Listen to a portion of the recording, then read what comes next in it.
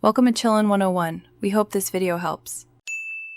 You've got the essentials ready, iCloud signed in and wallet enabled. Open the wallet app and tap the plus button to add a card now. You can scan the physical card with your iPhone camera or type the numbers manually. Either way, follow the on-screen prompts and accept the bank's terms. Once done, your bank may ask for verification.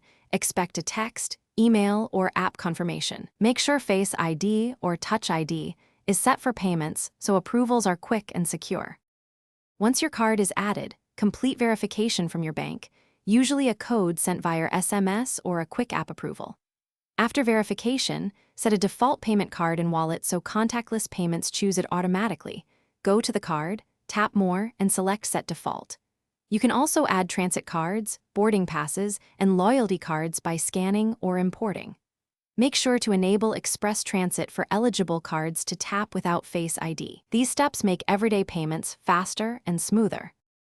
To pay, hold the top of your iPhone near the contactless reader and authenticate when prompted.